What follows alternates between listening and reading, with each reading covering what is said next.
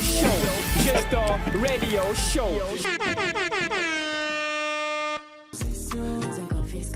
Bon allez, ne vous inquiétez pas, nous sommes bel et bien là. Bonsoir à tous et bienvenue sur un nouveau numéro de votre programme préféré, Gestor Radio Show, lundi, mercredi, vendredi, 19h, 21h sur Urban FM 104.5, mais aussi sur Gestor Media. Vous pouvez nous regarder ou nous écouter, faire la promotion de la musique gabonaise, parce que c'est ça le concept le vendredi finalement, Solomoni.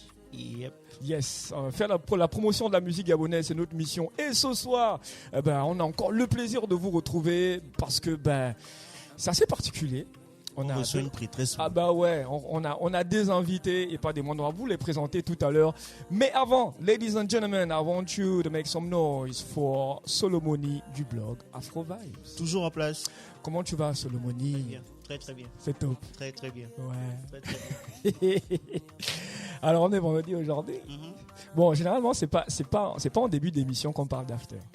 On va en parler vers la fin. Non, on parle souvent de ce qu'on a écouté, quoi. Oui, bien sûr. Allez, on va tout de suite introduire nos invités. Parce que sur ce plateau, on a, il y a 4 génies, tu vois. Mais sauf que nous, tout notre génie s'exprime par des trucs un peu chelous. Mais eux, c'est de grands artistes, c'est de grands créateurs, j'ai envie de dire. On a l'honneur et le privilège de recevoir Ipeku et la grande prêtresse. Ce soir, je sais pas, j'ai pas envie de l'appeler Lewa ce soir. J'ai envie de lui donner un aka un peu chelou, je sais pas. Maman Dombe. Lewa aka Maman Dombe est avec nous. Bonsoir Ipeku, bonsoir Lewa, comment allez-vous? Super, et vous? La forme. Ça va, la forme. C'est maintenant que je mets un visage sur ton nom. Moi aussi. Tu vois, parce que souvent c'était marqué au bas de. C'est marrant parce que tout le monde me dit ça. Je Ouais, vois des gens me dire c'est toi, je fais ah ouais. On dirait que c'est un mythe, le mec. Ouais, c'est une sorte de. Mais vous avez brisé votre mythe. Lewa, elle s'est dévoilée il n'y a pas longtemps. Moi, j'avais du mal à mettre un visage sur son nom. Ouais, Et elle a un peu brisé ça, mais c'est pas grave. Puisque ce soir, je ne suis pas confronté à son regard de Médusa, de jeteuse de sort. Elle a une belle paire de ribis de chez Cartier ou je sais pas. Parce que voilà, ça a l'air d'être des ribis de haute couture. Fabriqué dans la mer. Tu vois. Ça vient directement du Carrefour PK12. Tu peux bien te rapprocher du micro, attends. Ça vient directement du Carrefour PK12. Yeah. Lewa est avec nous, Ipeku aussi. Ipeku qui est producteur, à la fois exécutif et architecte sonore même de l'album, parce que c'est toi qui a construit à la fois l'EP Chrysalide, sorti en 2019, et cet album, qui pour moi, en ce milieu d'année 2023, est déjà mon album coup de cœur. C'est l'album Triplicity, déjà disponible sur Gestor, et on a déjà parlé de cet album ici. Bon, on va m'en revenir avec vous, puisque il y a un proverbe qui dit que le mvet n'est bon à entendre que de la bouche du conteur, et donc c'est un plaisir pour nous de vous recevoir ce soir. On va vraiment revenir en long et en large déjà sur votre collaboration et sur la construction même des 2 projets que vous avez travaillé en commun. Alors, Solomoni, on va respecter la règle ou la coutume qui veut qu'on demande du moins que les personnes présentes sur le plateau nous parlent des albums ou des morceaux qu'ils ont le plus écoutés cette semaine. Qui se jette en premier? Vas-y. Moi, j'ai déjà une réponse. Je sais que le morceau que j'ai le plus écouté cette semaine, c'est The Vibes de Kamau. Je l'écoute tellement qu'en venant ici, je me disais, arrête. Tu es sur le point de faire une overdose. Tout à fait. Et pour l'album, je crois que c'est celui de Black Sheriff, The Villain I Never Was. Je crois que c'est ça le nom. C'est ce que j'écoute en ce moment. Yeah. Black Sheriff, je crois que c'est un rappeur. Il fait les deux. Oui, et c'est ce qui est intéressant. Il fait une sorte d'afrobeat rap que je trouve bizarre et que j'aime écouter. Ok. Ipeku, qu'est-ce que toi tu as écouté? Je dirais le morceau que j'ai le plus écouté cette semaine, c'est un morceau d'une artiste finlandaise qui s'appelle Vesta. Le titre c'est Sunkatu. Et l'album que j'ai le plus écouté, c'est celui de. Enfin, il y a 2 albums. Si c'est album urbain, je dirais celui de Kimbra, qui a fait Somebody That I Used to Know avec Somebody that I used to know. Avec je vois. celle qui chante en featuring dans Somebody. Ok. Elle a fait un album qui est excellent, j'ai oublié le titre, mais c'est Kimbra, son dernier album. Ok. Et parallèlement, il y a un compositeur qui s'appelle Daniel Pemberton. Et j'ai écouté un album d'une série qu'il a composé. J'écoute beaucoup de soundtracks en fait. Ok. Voilà. Donc en C'est général. vraiment un truc de producteur en fait. Ouais, Écouter voilà. des soundtracks. Donc voilà. Donc en gros c'est ça, les deux albums. Solomonique, qu'est-ce que toi tu as écouté cette Moi, c'est semaine? surtout un album que je saigne beaucoup en ce moment. Ah non. Ça doit faire quoi 2 semaines, une semaine et demie. Brenda quelque chose là. Ouais, Brenham Tambo. Ah. Quelle Sane, nationalité? album sud-africaine. Ok, d'accord. L'album s'appelle Sane. Très très magnifique album. J'arrive pas à passer à autre chose encore. Ok. Donc je suis vraiment dessus là. Ok. Alors moi, l'album que j'ai le plus écouté cette semaine, c'est un album commun entre un producteur entre un producteur et un rappeur, Kitranada et Aminé. Kitraminé, c'est le projet que j'ai le plus écouté. Voilà, c'est un projet ensoleillé, vraiment. Vous sortez vos claquettes et vos culottes, je sais pas, une noix de coco avec du jus de coco à l'intérieur. Vous écoutez cet album, voilà. Il a une vibe très summer. Ouais, très summer, tu vois.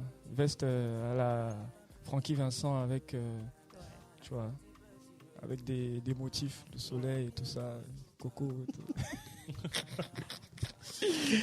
Yes, bon allez, nos invités sont déjà bien installés. Avant de parler de l'album, on va parler de son, on va aussi écouter de la musique parce que c'est aussi pour ça qu'on est là, c'est d'offrir de la bonne musique auprès de nos auditeurs. Et lorsqu'on parle de bonne musique, comment ne pas parler de ce nouveau morceau de Zion Style intitulé Allo Position, qui est en train de grimper un peu plus dans l'estime à la fois des mélomanes et de nos éditeurs, quoi. Ouais, Zion Style qui fait rarement de mauvais morceaux, ce type. Et je trouve qu'il se renouvelle toujours assez bien. Je trouve toujours le moyen de se renouveler, d'emmener quelque chose de nouveau. Tu vois. En tout cas, sur celui-là, je trouve qu'il est vraiment allé vers autre chose. Ouais. Je vois ça beaucoup aussi. Et puis les gens aiment. Je vois ça beaucoup sur TikTok. Ouais, de fou. Les gens aiment ça. Ouais. Bon, allez, on s'écoute ça. Zion Style, Allo Position. Un petit peu toute la un petit peu toute la Enfin, est-ce qu'il a encore dit petite princesse?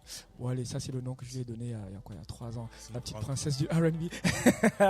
Ouais, c'est son actualité, c'est certainement le morceau avec lequel elle va se repositionner. Je crois quelques mois. Sinon, c'est sorti, ça fait 1 an déjà le morceau avec Sabi là. C'était quoi déjà? Ouais, ça doit faire 1 an déjà. C'est le premier morceau après la rupture. Après, ouais. Son label. Ouais, c'est le titre de la chanson. Je sais pas ce que vous en pensez autour de cette table, mais moi, ça va. C'est borderline, tu vois. Elle n'est pas trop sortie de son truc. Et elle n'a pas aussi, tu vois, elle n'est pas allée trop loin, quoi. Ouais. C'est-à-dire, c'est vraiment un mi-chemin, c'est vraiment l'entre-deux, tu vois, entre le R&B et quand tu dis R&B, peut-être à cause de son interprétation. L'interprétation, c'est beaucoup plus interprétation, bien sûr. À par moment même, tu vois. C'est-à-dire, elle commence R&B, après elle bascule un tout petit peu et elle revient, tu vois. Ouais, c'est sympa.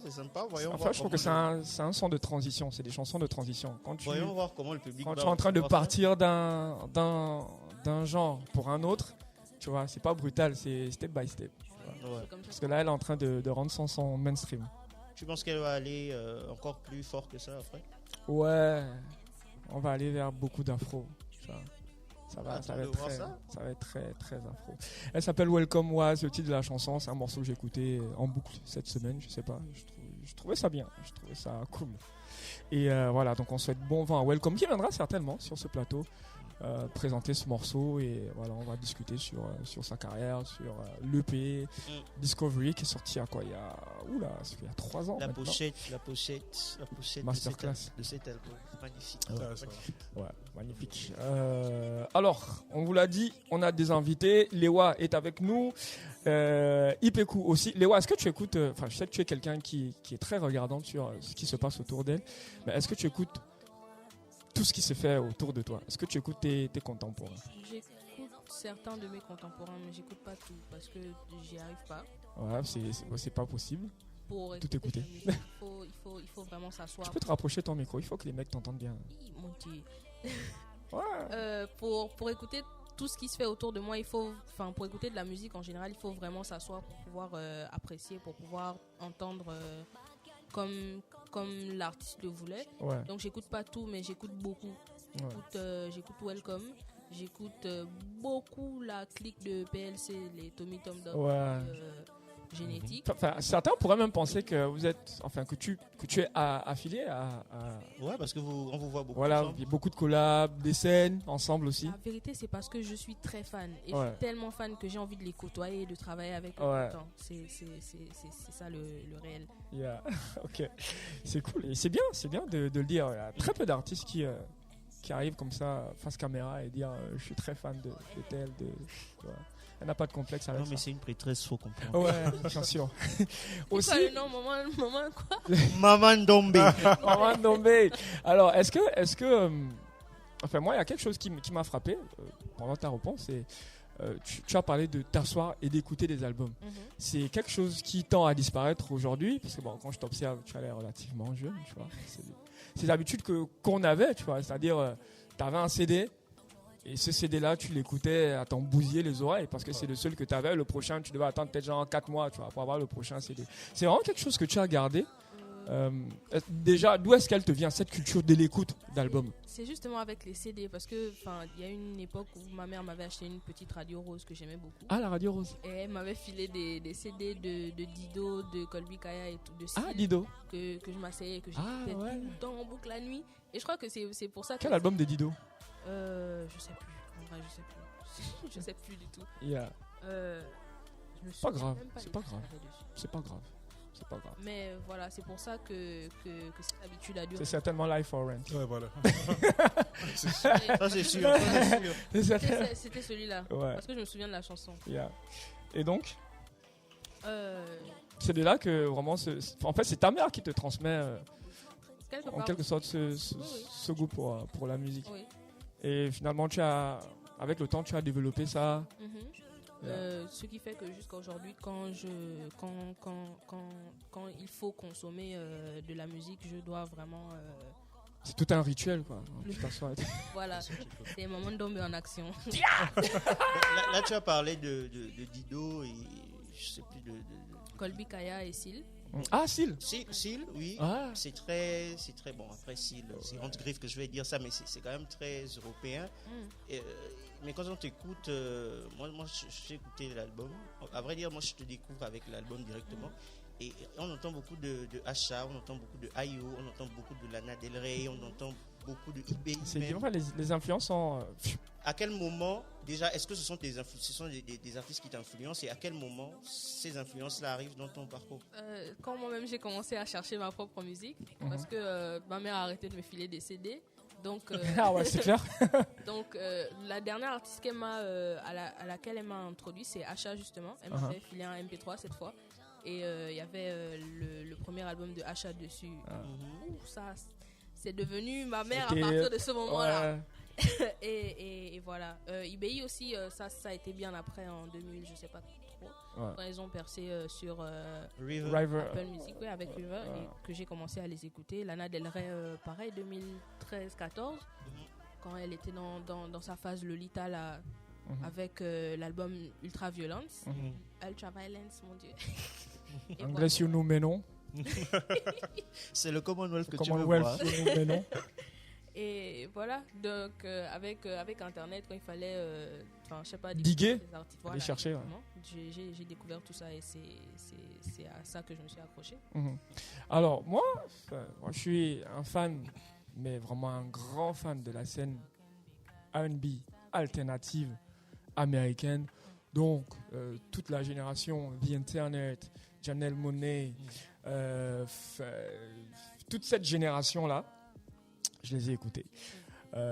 Comment il s'appelle déjà? Frank Ocean, etc. Vraiment, toute cette génération, que ce soit ce qui est mainstream comme ce qui est underground, j'ai digué, je suis allé de gauche à droite. On a parlé de Willow Smith une fois, je me suis dit, d'où est-ce que... Ouais, Willow Smith à ses débuts, tu vois. À ses débuts, juste à une certaine période avant qu'elle ne vire dans le rock. Et c'est même pas le rock genre le grunge, hein, c'est vraiment le métal, tu vois. Le grunge encore, ça pouvait passer, mais elle va pas bien cette petite. Bref, on passe. Et vraiment, toute cette scène-là, je la suivais de près. Et lorsque je suis tombé sur, je sais même plus comment je suis tombé sur une de tes chansons, mais je pense que c'était Maravillas. Et je trouvais ça bien. Mais je me disais, bon, il y a déjà Janelle Monáe qui a ce son. Il y a déjà Jesse quelque chose là, un gars que j'écoutais beaucoup dans cette période-là, qui a ce son. Il y a Sisa, ses débuts, il y avait ce son. Quel était l'intérêt pour moi d'écouter une Gabonaise faisant ce son-là? Mais je suis quand même allé plus loin. Et je suis allé diguer, j'ai écouté, je suis tombé sur Chrysalis, je crois, sur SoundCloud, il me semble. Voilà. Parce que j'avais pas encore le Deezer que Wills m'a filé. Hein. Merci à Wills, parce que tu m'as filé un Deezer, un gentil Deezer. Voilà, je vous dirai pas comment. Mais voilà. Mais voilà, je suis tombé sur, et vraiment, je suis entré petit à petit dans ton truc, et finalement, j'ai fini par le comprendre. Mais la question demeure quand même. Comment tu arrives à jongler entre les influences locales et toute cette scène néo R&B là? Comment tu arrives à faire le juste milieu? Le truc, c'est que je n'essaie même pas de faire le juste milieu. J'essaie juste de faire ce qui te parle. Voilà, ce qui me plaît, ce qui me parle, ce qui m'intéresse. Et que ça vienne de mes expériences ou de ce que j'ai envie de tenter qui me paraît nouveau, je trouve que ça en vaut le coup. Parce que même si c'est pas nouveau pour quelqu'un, ça l'est pour moi. Exact. Et ça mérite d'être exploré. Bien sûr. Bon, alors, là, on va parler d'un aspect très important dans ta musique, c'est le son, la conception musicale. Déjà, la rencontre avec Ipeku. Et là, j'ai ma petite idée là-dessus. Et là, la question t'est directement adressée. Ipeku, comment s'est faite la connexion avec Lewa? Comment vous rencontrez? Depuis longtemps, jusqu'on se suivait. Et voilà, et après est venu le moment où j'ai juste compris. Tu avais fait, c'était quoi la chanson? Here. Elle avait fait une chanson sur SoundCloud qui s'appelait Here. Et je me suis dit, écoute, le moment est venu là. Donc je lui ai écrit, je lui ai dit, écoute, tu veux pas, je t'avais écrit sur Facebook. Ouais. Je lui ai dit, écoute, tu veux pas, finalement le moment est venu, il faut qu'on bosse ensemble là, tu vois. Et je crois que tu m'as dit, ouais, je suis chaude. Tu n'as même pas réfléchi. Je sais plus ce que tu m'avais dit. Je me souviens que ça avait un rapport avec le entre guillemets label dans lequel j'étais. J'étais genre, ouais, en tout cas, je cherche ça avec le label. Ah oui, voilà. Après, tu m'as répondu, ouais, ok, il n'y a pas de souci. Mais il faut apprendre qu'on ne fait pas ça. Et puis je t'ai dit, en vrai, je sais même pas pourquoi je t'ai dit ça. Viens, on travaille. Ouais, voilà. En fait, il y avait des contraintes qu'elle faisait que moi je trouvais c'était absurde. Mais en même temps, je crois que je t'avais mis au courant. Je t'avais dit, écoute, si tu viens avec moi, n'attends pas le succès, mais plutôt l'éthique de travail, quoi. Ouais. Cash. Et puis elle m'a dit, let's fucking do it. Ouais. Et donc voilà. Mais pourquoi tu pars dès le départ sur ce postulat-là? Parce que la majeure partie du temps, lorsque tu fais un label, les gens pensent qu'en signant dans ton label, tu vas forcément leur donner le succès, en fait. Sauf de l'argent pour les plus, tout ça. Sauf que moi, en fait, non, en fait. Moi, je suis plus dans la philosophie de, je préfère te donner l'éthique de travail, faire tout pour que tu sois au top niveau et que lorsque tu arrives devant des personnes, tu saches ce que tu fais. C'est-à-dire que tu saches quoi dire, tu saches comment défendre ton projet, plutôt que tout le monde vienne parler pour toi, tu vois. Et donc, tout ce qui bosse avec moi, c'est marrant. Il y a un jeune qui s'appelle Solo God. Ouais, Solo God, qui est présent sur l'EP. Ça a été le premier artiste que moi j'ai signé. Très fort, avec une basse à la taille de créateur. Et Solo God, c'est le premier artiste que j'ai signé. Et Solo God, c'était la même chose.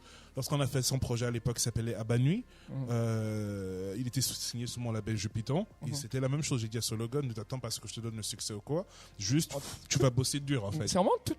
C'est vraiment, en fait, il y a des Solo God. Enfin, lorsque tu évoques Solo God, ce nom me rappelle tout de suite toute la génération SoundCloud, en fait, toute cette génération, on va dire, alternative, même du rap gabonais. Enfin, c'était tout un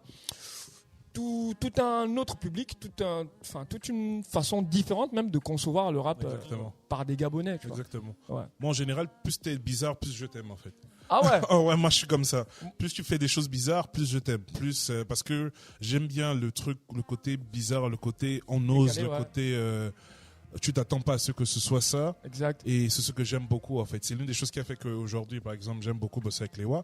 Parce qu'on n'a pas la philosophie de se dire, tiens, j'attends forcément d'un instrumental pour écrire une chanson. Exact. Des fois, je lui envoie même une boucle de piano, une boucle de guitare. Ouais. Souvent, je mime des choses. Souvent, il n'y a rien du tout. Et elle va dessus. Et là, on construit petit à petit pour arriver au produit final. Très bien. Je compte les fois où j'ai envoyé un instrumental à Lewa. Bon, là, j'ai 2 questions à la fois pour Lewa. Et pourtant, on va commencer avec toi. Quand tu commences à travailler avec Lewa, comment tu décides que je vais aller avec elle sur ce son-là? Ou est-ce que c'est un truc, vous êtes assis et vous avez dit, bon, voilà ce qu'on va faire et tout? Comment ça s'est passé? Je dirais que c'est à travers des discussions, mais sans réfléchir. C'est-à-dire que c'était vraiment à l'instinct où on teste plein de choses. Par exemple, Chrysalide, autant il y a 6 morceaux, mais on a fait plein d'autres morceaux. On a jeté. Et au final, on se dit, bon, tiens, ça colle pas. Donc, on ne va jamais il y a un morceau de 5 titres, on fait 5 titres. Très souvent, on peut même faire 12 titres. Et après, on réfléchit, on se dit, bon, qu'est-ce qui sert mieux le projet? Même chose qui s'est passé avec Triplicity. Il y a plein d'autres morceaux. Et au final, il y en a qu'on a enlevé, il y en a qu'on garde pour après, il y en a qu'on s'est dit, bon, ça sert à rien de les garder, faut les supprimer, et ainsi de suite, quoi. Donc, voilà. Et Lewa, moi, la question que je veux te poser, c'est, enfin, j'ai écouté Triplicity. Je ne sais pas si vous avez regardé l'émission, je disais que le projet était vraiment très bien. Avant même que tu ne continues. Lewa et Ipeku, est-ce que vous avez regardé l'émission? Est-ce que vous avez écouté ce qui a été dit sur ce plateau? Moi, oui. Est-ce qu'il y a quelque chose qui a été dit et qui vous dérange? Si oui, on en parle maintenant. Oui. Moi, je dirais, il y a une chose qui m'a dérangé, je dirais, c'est plutôt quand on a parlé de la forme finale. Parce qu'il y a un moment donné, vous avez approché l'aspect de la forme finale, de sa forme finale par rapport à son son. En fait. Sauf que moi, la chose que je dirais pour défendre cela, c'est par rapport au fait qu'elle est encore jeune, en fait. Ouais. Donc, du coup... Ouais, ben, on a trouvé l'album mature. Voilà. Enfin, on a trouvé mature dans l'interprétation, dans la façon dont il est construit, dans la façon dont les musiques sont... Si tu peux juste me redire ce que tu avais dit, je ne sais pas exactement. On ne sait plus. L'affaire de la forme finale, c'est vous avec votre image. Ouais. Dragon Ball Z. Voilà, je sais pas, il y a quelqu'un qui avait dit un truc assez précis. Je ne saurais pas bien redire ça exactement. Ouais. Mais c'est juste ça qui m'a... Où je pense que j'ai une meilleure opinion, une meilleure explication, en fait. Yeah. Non, mais moi, ce que je veux dire, c'est que quand j'écoutais l'album, c'est vraiment très mature. J'ai envie de dire que c'est peut-être trop mature. Et puis, tu vois, j'entends les influences. D'accord. Tout de suite, quand j'écoute, j'entends toutes les influences. Je vois à peu près quel genre d'artiste l'artiste, la répétition, a écouté. Tu vois, j'entends ça. Mais moi, j'avais du mal à retrouver Lewa elle l'interprète. J'avais plus l'impression d'entendre les influences que Lewa, et moi ça m'a un tout petit peu troublé, tu vois. Et donc la question que je veux te poser, c'est est-ce que tu penses que tu as déjà ou suffisamment digéré toutes tes influences? J'en suis très loin parce que je suis influencée par beaucoup de gens et tout le temps. Parce que tout à l'heure je disais que j'essaie de faire ce qui me plaît, et ce qui me plaît me vient généralement de ce que j'ai entendu ailleurs. Bien sûr. Je disais tout à l'heure que j'écoute beaucoup Kamau, le titre de Kamau, The Vibes en ce moment. Kamau, je l'écoute depuis quelques années déjà, et j'ai envie de reproduire entre guillemets ce qu'il fait. Mais pour le reproduire, il faut d'abord s'en imprégner. Et c'est quand on a fini de comprendre les codes de quelque chose qu'on peut se l'approprier et en faire quelque chose de propre. Ouais, mais est-ce que tu penses ne pas avoir suffisamment compris les codes de ce R&B alternative? Est-ce que tu penses ne pas avoir suffisamment compris les codes au point d'en chercher d'autres, etc. Non, je n'arrête pas d'apprendre. Je n'arrête pas d'apprendre, de vouloir écouter plus ou de faire des sons qui m'intéressent. Donc, je pense pas. Alors, moi, c'est assez intéressant ce que disait Solomoni, mais je pense aussi que l'apport de Ipeku dans l'album est importante parce que même si, c'est vrai, l'influence de ces artistes-là est là, elle est présente, elle s'entend, mais il y a quand même l'artiste, enfin Lewa aussi est présente dans le disque finalement, parce que bon, le fait voilà, on a parlé de la prêtresse tout à l'heure, parce qu'il y a des morceaux lorsque j'écoute, Tu as l'impression d'écouter des incantations, tu as l'impression de qu'elle te chuchote à l'oreille ou qu'elle est en train de dire une formule, je sais pas, incantatoire sur toi. Et en termes de sonorité, il y a aussi le côté, j'ai même envie de dire oriental par moment et hindou apporté. Et après ça, je pense que c'est le producteur qui est un peu à l'origine de ça. Vu l'endroit où il est basé, le monde arabe et compagnie, c'est ça. Oui. Yeah. Très bien. Enfin, on va quand même s'écouter Something Special. Je crois que c'est vraiment le morceau qui m'avait mis un knockout, tu vois, sur l'album. C'est vraiment le morceau que parce que je l'ai écouté toute la nuit, je l'ai mis en boucle all night long. Voilà, on va se l'écouter. Something Special tiré de l'album Triplicity. Actions, you know, won't you say the same? I wish I could touch your soul. Stop being blind to my words and actions. Bah ouais, c'est toujours quelque chose de spécial d'être connecté sur Jester Radio Show, d'être en compagnie du Big Four, même si Abdel Jawad, Clance Busy ne sont pas avec nous ce soir, ce n'est pas grave. Je suis quand même avec Solomoni. Solomoni, c'est top. Ça va, je salue, un salut spécial au Clance Busy. Au Clance Busy, Mani. Easy. Mani, là il est dans une jubilation terrible. Jubilation. Yeah. Nous sommes toujours dans le cadre de cette émission. Ipeku est avec nous. Lewa aussi. C'est quoi déjà son AKA? Mamandombe. Elle est avec nous et ensemble on discute de cet album, pour moi, cette pépite, Triplicity. Alors, c'est ton premier album, Lewa? Attends, on doit bien t'entendre, c'est comment? Je vais pas blaser les frangins au quartier. Faut que les gars soient blasés. Oh, j'ai charmé les gars. Alors, Triplicity, c'est ton album. Alors, en astrologie, généralement, lorsqu'on parle de Triplicity, c'est 3 éléments de même nature. Concrètement, sur l'album, à quel moment ces 3 éléments-là, d'abord, quels sont ces éléments et à quel moment ils sont illustrés dans l'album? Les éléments, c'est le feu. Parce qu'on a The Self avec Mars. On a le feu. On a Mercure avec quoi? La lune. Et du coup, le deuxième élément, ça devrait être l'eau. Et le troisième, c'est Mercure. Avec un élément qui n'en est pas vraiment un, c'est, disons, l'éther. Alors. Et voilà. Les 3 éléments sont illustrés dans l'album à travers quoi? Les 3 parties que je lui ai données. La première qui est composée d'un certain nombre de titres qui racontent ce qui se passe dans ma tête. Plus intimiste. Voilà, mes émotions. Et c'est pour ça que c'est pardon? Le moi. Non, c'est le ça. Ah, le ça, oui. Le ça. La partie du ça qui concerne mes émotions. Et c'est pour ça que c'est rattaché à la lune et à l'eau. Ok. La deuxième qui concerne mes rapports avec les gens. Les autres. C'est ça le moi. moi, que ce soit avec ma famille, dans les relations de couple, ou avec les amis, ou avec les gens en général. C'est cette partie-là qu'on exprime, qu'on montre. Et donc c'est le soleil. Et donc l'élément du feu. Okay. Et la dernière, c'est la personne qu'on aspire à être, pardon. C'est le surmoi. C'est quoi? C'est Mercure, je pense. J'ai oublié. Je pense que c'est Mercure et c'est l'éther. Ok. Voilà. Dans tout l'album, le seul moment où on a un peu de soleil, c'est sur Lay Down. Pourquoi l'album a cette couleur dark? La vérité, c'est que Lay Down ne fait même pas partie de la partie du soleil. Ouais, mais en tout cas, à l'écoute, c'est le morceau le plus ensoleillé.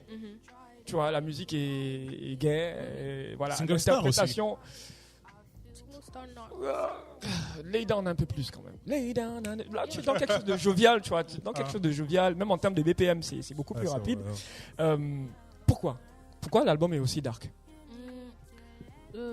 La vérité, c'est que j'aime écrire des choses un peu mélancoliques.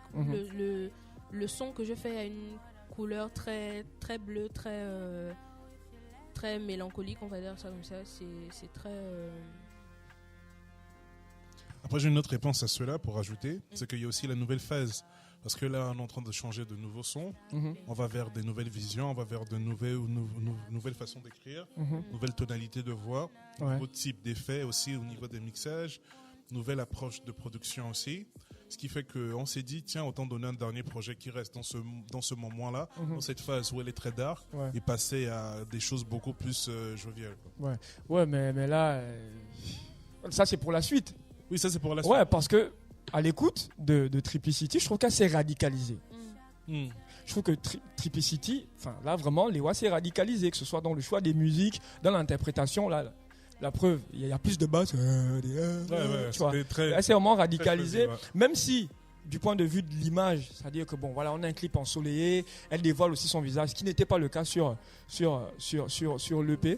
Mais pourquoi repousser, aller vers quelque chose de plus radical pour une musique qui normalement devrait, tu vois.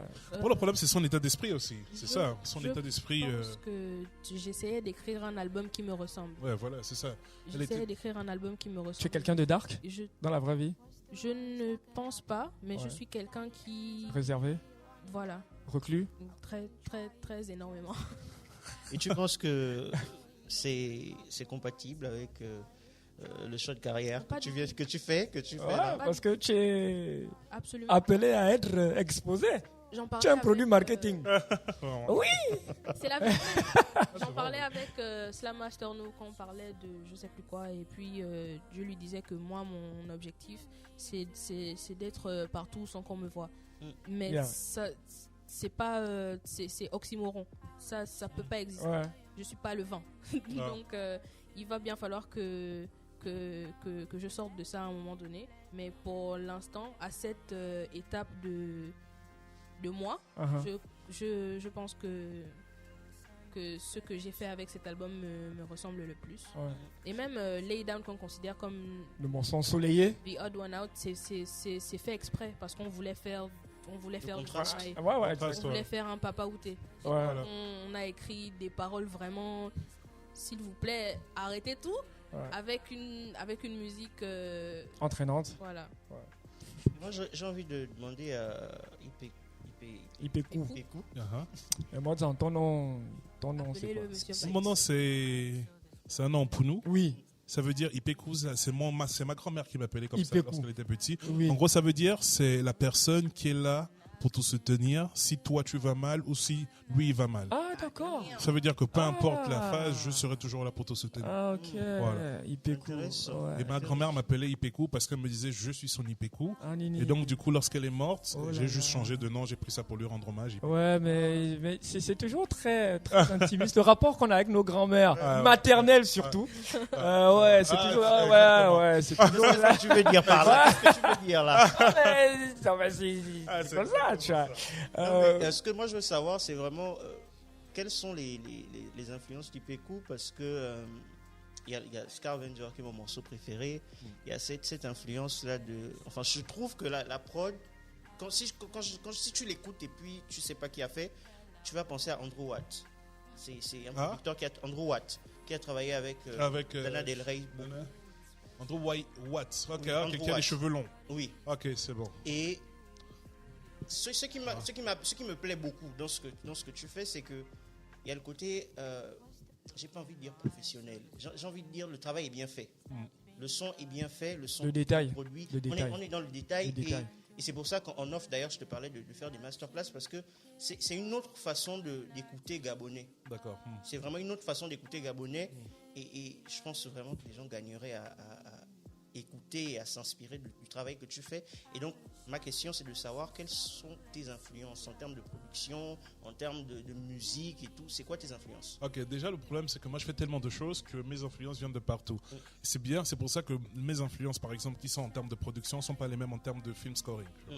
Donc, si je viens en termes de production, c'est marrant que tu aies parlé de Andrew Watt, parce que Andrew Watt, c'est l'une de mes influences, en fait. Et c'est pas peut-être la première influence, et c'est marrant qu'on parle des influences, parce que moi j'ai une théorie très forte sur les influences, c'est que je choisis toujours des influences qui restent au top parce que le jour que eux ils vont arrêter, tu vas te perdre en fait. Ouais. Je prends un exemple de Swizz Beatz ou de Timbaland, Kanye même si West. Timbaland reste un patron. Pharrell Williams. Voilà, mais c'est des mecs trop où lorsqu'ils se sont arrêtés Timbaland, beaucoup se sont perdus en fait. Ouais. Même chose pour Swizz Beatz, beaucoup se sont perdus. Et donc du coup, moi je crois que par hasard, depuis petit, j'ai toujours des influences un peu où c'est des mecs depuis longtemps jusqu'à maintenant, ils sont sur les charts, mais vraiment sur le top 10. Et c'est des mecs comme Greg Kurstin, qui a par exemple produit Hello de Adele, qui a produit toutes les chansons de Sia.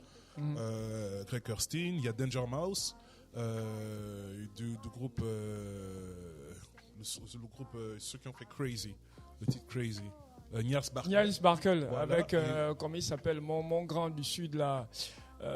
Chilo Green. Voilà. Ouais. Donc il y a Danger Mouse, et Danger Mouse c'est vraiment il est incroyable pour moi parce qu'il peut aller de hip-hop au rock à la pop à n'importe quoi. Donc il y a lui, il y a un autre qui s'appelle Björn Yttling. C'est celui qui produit pas mal de chansons pour Lykke.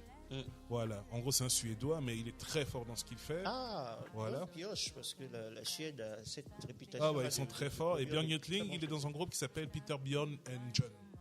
Et en gros c'est le bassiste de ce groupe, mais en tant que producteur il est incroyable. Donc le quatrième, je dirais, il y a Andrew Watt qui est très très fort. Mais c'est bien de citer ces mecs, mais au Gabon.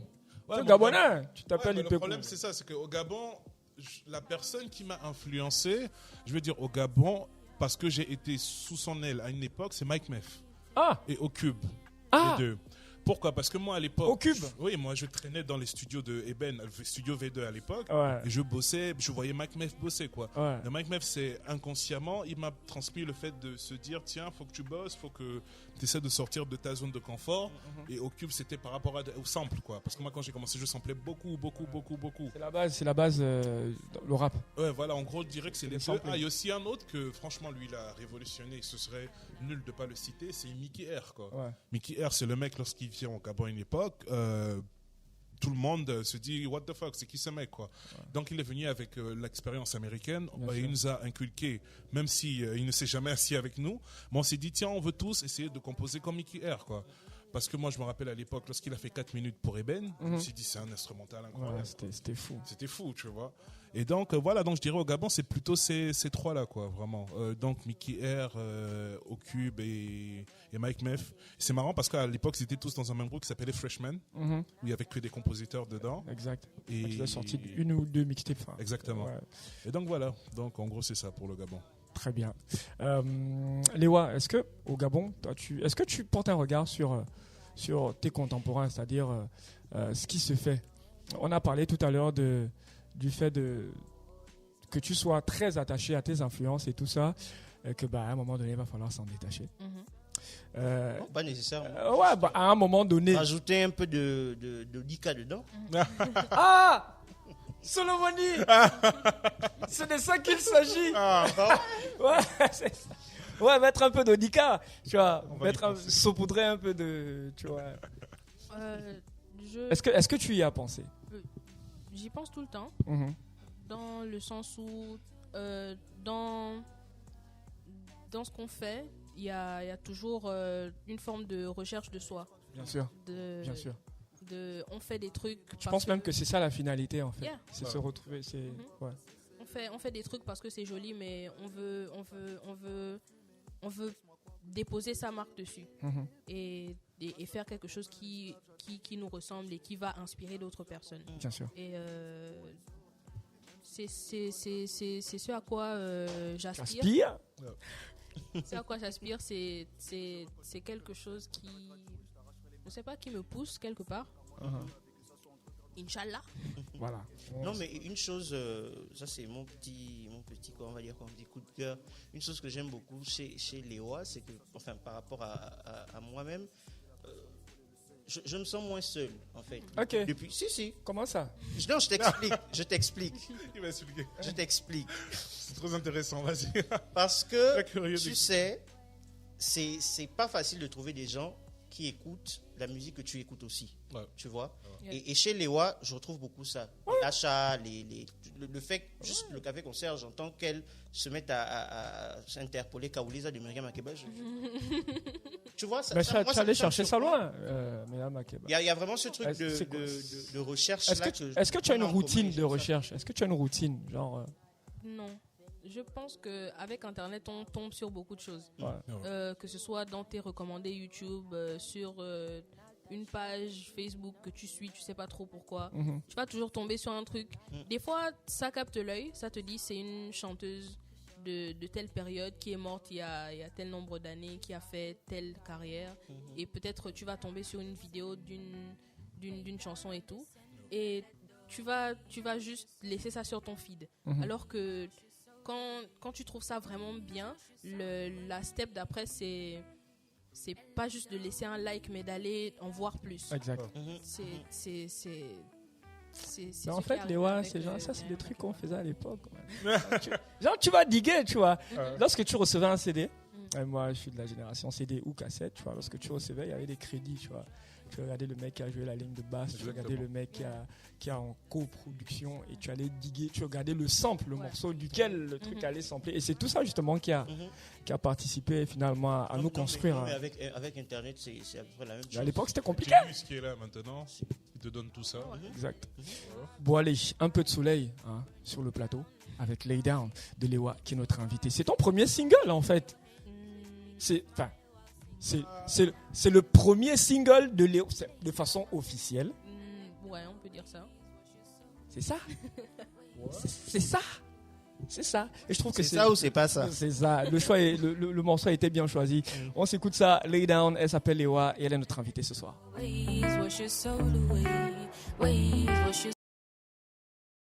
Le lundi, mercredi et vendredi de 19h à 21h sur Urban FM 104.5. Le hip-hop vert, jaune, bleu te donne rendez-vous dans l'émission G-Star Radio Show. G-Star Radio Show.